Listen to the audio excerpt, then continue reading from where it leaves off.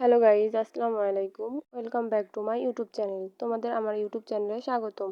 এই ভিডিওতে আমরা কথা বলবো সবজি বাগান সম্পর্কে। সবজি বাগানে কি কি সবজি ধরেছে এবং কি কি সবজি লাগিয়েছিলাম, সবজিগুলো দেখতে কেমন, সেসব কিছু নিয়ে রয়েছে আজকের ভিডিওটা। দেখতে পাচ্ছেন সবজিগুলো কত সুন্দর, তুলতুলে এবং নরম। বাজারে কিছু সবজি আছে যেগুলো গলতে চায় না রান্না করলেও, কিন্তু এই সবজিগুলো অনেক সুন্দর, খুব সহজে মোমের মতো গলে যায়। আমরা ছোট্ট একটা জায়গার মধ্যে চাষাবাদ করি, শুধু সবজি গাছ লাগিয়েছি, যে মশলা দিলে সবজিগুলো অনেক সুন্দর হয়েছে। আপনারা দেখতে পাবেন যে কত ধরনের সবজি লাগিয়েছি এবং সবজিগুলো কত সুন্দর হয়েছে। চলুন আমাদের বাগানে আরো কিছু সবজি দেখাই আপনাদেরকে। সবজিগুলো দেখেন কত সুন্দর, মাশাআল্লাহ অনেক সুন্দর হয়েছে। এই সবজিটার নাম হচ্ছে ধনিয়া পাতা। ধনিয়া পাতা বাজারে থেকে চাষ করলে অনেক ভালো হয়। অল্প কিছু বীজ বুনেছিলাম ধনিয়া পাতার, তাই কত ধরনের ধনিয়া পাতা হয়েছে দেখুন। ধনিয়া পাতার সাইডে করলা গাছ লাগিয়েছি, করলা গাছ থেকে দেখুন কত সুন্দর করলা পারছি। শুধু এই দুইটা তিনটে করলা যে এমন নয়, এখানে গাছ ভর্তি অনেক ধরনের করলা রয়েছে। করলা গাছগুলোতে অনেক জালি পড়েছে, তবে আমাদের করলাগুলোর সাইজ কিন্তু অনেক ছোট ছোট। ছোট জাতের করলার গাছ লাগানো হয়েছে, এখানে বড় জাতের করলা গাছ লাগানো হয়নি। যদি বড় গাছের করলা গাছ লাগাতো তাহলে একটা করলায় আমাদের পুরো দিন চলে যেত। হাজারের উপরও মনে হয় করলা জালি পড়েছে।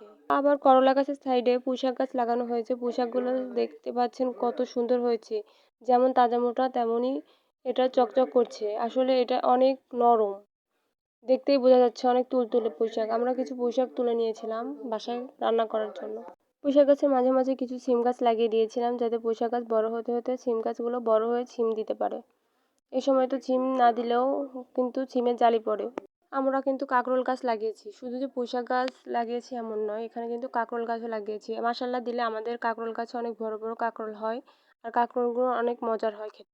সার না ব্যবহার করা জিনিসগুলো খেতে অনেক মজার হয়। আসলে আমরা বেশিরভাগই রান্না করতে গেলে বাজারের তরকারিগুলো স্বাদ পায় না। আসলে এই স্বাদটা পায় না কেন? সার দিয়ে তৈরি করা জিনিসপত্রগুলো এমনি স্বাদ কম পাওয়া যায়। বাজারে তো সবসময় আমরা টাটকা সবজি কিনতে পারি না। বেশিরভাগ সবজি হচ্ছে দুই একদিনকে থাকে, ওইগুলো আমরা কিনতে পারি। আমাদের সবজি বাগানের সাইডে জাম গাছ আছে, জাম গাছে অনেক জাম ধরেছে। দেখতে পাচ্ছেন কত জাম ধরেছে, একটা বাটি পুরা ফুল জামে ভরা।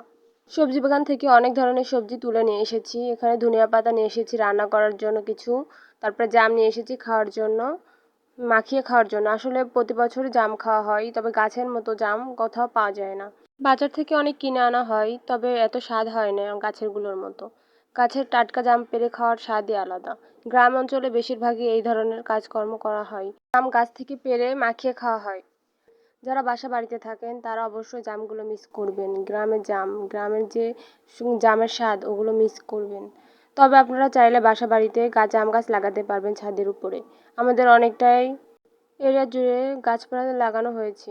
আমাদের ছাদের উপরে কিছু বোম্বাই মরিচ গাছ লাগানো হয়েছে, আর হচ্ছে সাইডে কিছু জায়গা ছিল, ওগুলোই মরিচ গাছ লাগানো হয়েছে। ভেন্ডি বিভিন্ন ধরনের দেখেছেন তো আপনারা, করলা, ঝিঙা, কাঁকরোল, বিভিন্ন জাতের মরিচ লাগানো হয়েছে। আমাদের এখানে দেখতে পাচ্ছেন আপনারা কত ধরনের সবজি চাষ করা হয় এই বাগানটাতে।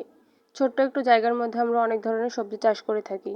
আপনাদের যাদের ছোট জায়গা তারা আলাদা আলাদা করে সবজি চাষ করতে পারবেন। আমাদের এখানে দেখছেন কত সুন্দর পুঁইশাক গাছ হয়েছিল, একদম টাটকা পুঁইশাক গাছ।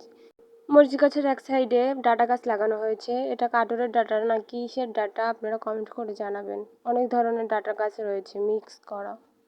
আমরা এখন মরিচ তুলছি। দেখতে পাচ্ছেন মরিচ গাছে মাশাআল্লাহ কত ফুল হয়েছে, মরিচ ধরেছে।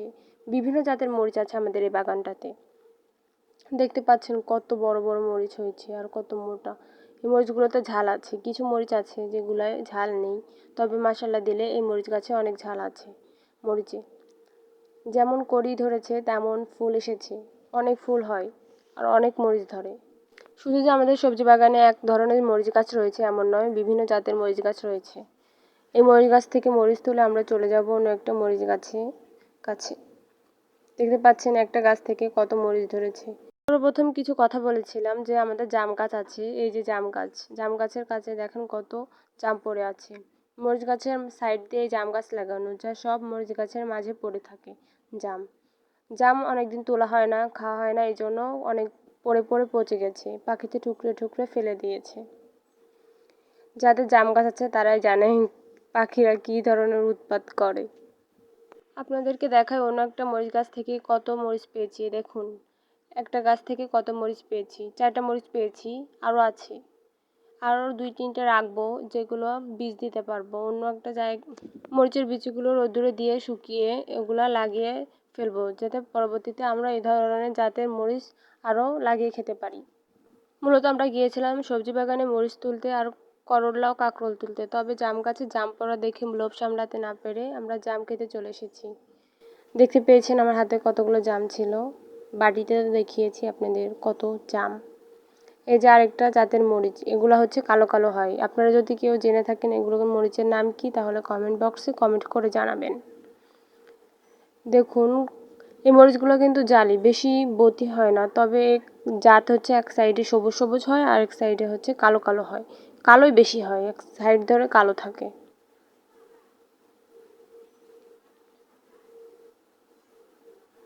একটা গাছে অনেক মরিচ হয়েছে দেখতে পাচ্ছেন। একটা গাছ থেকে মরিচ তুললে আমাদের প্রতিদিনকের খাবার না হলেও একদিনকের খাবার হয়ে যায়। মরিচ দিয়ে একদিনকে তরকারি রান্না করতে পারি। আর দিন দিন বাজারে যে দাম বাড়ছে তরি তরকারিতে, তার থেকে নিজেরা চাষ করে খাওয়াই ভালো। শরীরের জন্য উপকার, আবার দামও কম পড়বে। অল্প কিছু বীজ কিনে নিয়ে আসলেই অনেক ধরনের সবজি চাষ করা যায়, এতে খরচও কমে যায়, আবার পুষ্টিকর খাবারও খেতে পারবেন। এজন্য আমার মনে হয় বাজার থেকে এত দাম দিয়ে না কিনে নিজেরা চাষ করে খাওয়া ভালো। অল্প জায়গা থাকলে পরে অল্প জায়গার মধ্যেই চাষ করা যায়, যদি সেভাবেই থাকে। অনেকে মনে করে আমার তো অনেক জায়গা নেই, জমি নেই, তাহলে এই সবজিগুলো চাষ করব কী করে, আর সবজিগুলো চাষ করতে অনেক খাটনি লাগে, কষ্ট হয়।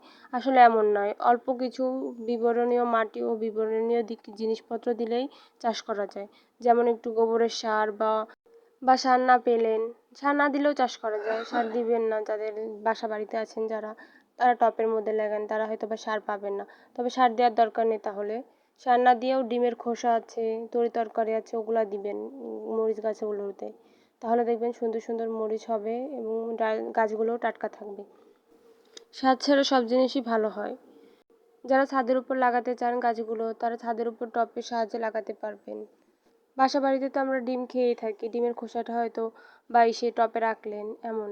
আর যারা অল্প জমিতে চাষ করতে চান বা অল্প জায়গা আছে, তারা চাষ করবেন, চাষ করলেই ভালো হয়। সাইডে কচু গাছ আছে আমাদের, কিন্তু অনেক ধরনের গাছগাছালি লাগানো দেখতেই পাচ্ছেন, বেগুন গাছ, একটু প্রজাপতি উঠছিল। অনেক ধরনের গাছপালা আছে, আমরা অল্প জায়গার মধ্যে অনেক ধরনের গাছপালা চাষ করে থাকি। আপনারাও চেষ্টা করবেন অল্প জায়গার মধ্যে কিনে খাওয়ার থেকে, বাজার থেকে কেনার থেকে চাষ করে খাওয়া অনেক বেশি ভালো। চাষ করার চেষ্টা করবেন, বেশি কষ্ট হয় না, কিছু দিন পর পর পানি দিবেন, তাইলেই হবে। আর গাছগুলো মেরামত করবেন একটু।